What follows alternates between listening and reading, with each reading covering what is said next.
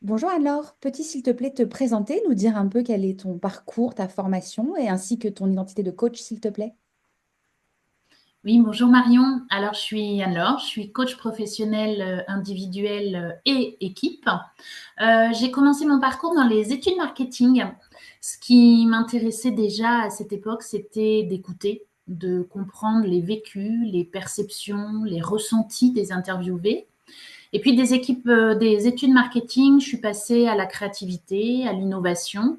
Et en tant que responsable innovation, j'ai managé des équipes de marketeurs, de business développeurs et piloté des projets d'innovation. En fait, j'ai toujours travaillé en transverse et en mode projet.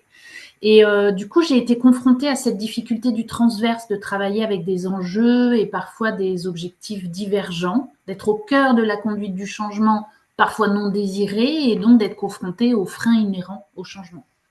Donc, il s'agissait de convaincre, de m'adapter au mode de fonctionnement et de communication d'équipes issues de cultures métiers parfois très différentes.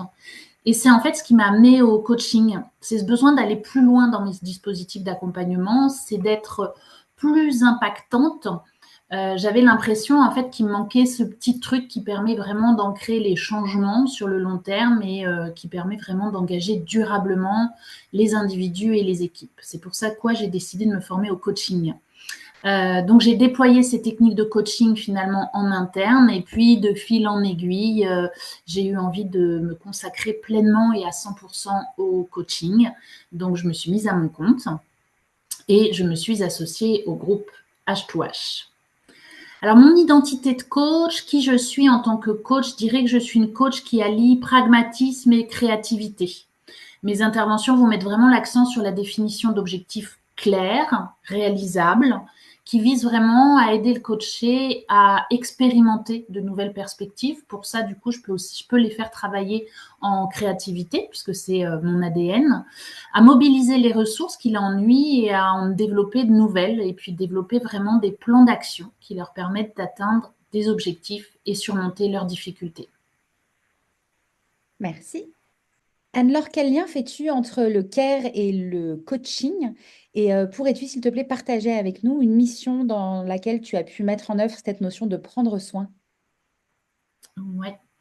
Alors pour moi, la notion de care, c'est un élément vraiment fondamental, indissociable du travail du coaching. Qu'est-ce que je mets moi derrière le care? J'y mets un environnement sûr, la confiance, on pose la confiance, sans jugement. C'est le care, c'est écouter ce que le coaché exprime, vraiment ses pensées, ses sentiments, ses émotions. Euh, Tout en bousculant finalement ses certitudes et ses croyances. Et le care est peut-être là, c'est le coaching pour moi est là pour bousculer, mais en prenant soin d'eux et en ayant tout à fait conscience de l'environnement dans lequel évolue le coaché. Donc j'ai à cœur vraiment à chaque mission de mettre en œuvre ce principe. Je le fais peut-être encore plus en conscience quand il y a une émotion qui va s'exprimer pendant le coaching. Par exemple, j'ai en tête une mission d'accompagnement où la personne coachée était une personne très impulsive, très colérique, souvent blessante vis-à-vis de son entourage professionnel. Et donc, le travail du coaching consistait à l'amener à adopter un autre mode de communication, à l'accompagner dans la gestion de ses émotions et finalement à retrouver des relations apaisées. Et c'est un chemin qui est long, avec des réussites, des retours en arrière.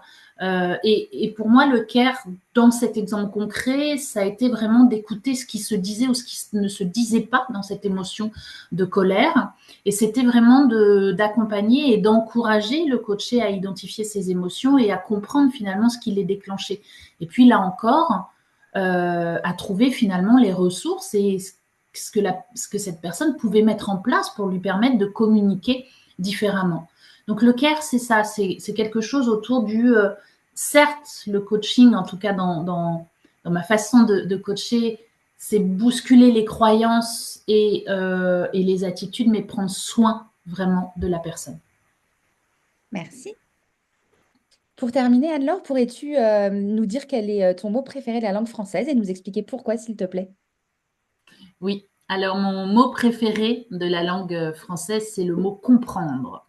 Alors, pourquoi comprendre est mon mot préféré? Parce que je trouve que c'est un mot très puissant. En fait, il donne du sens, il permet de décoder le monde qui nous entoure, de nous connecter aux idées, aux concepts. Et puis, sur un plan plus profond des personnes, là vraiment, si je remets aussi ma casquette de coach, ben, finalement, il nous rappelle que chaque personne, chaque situation a une histoire qui mérite d'être comprise.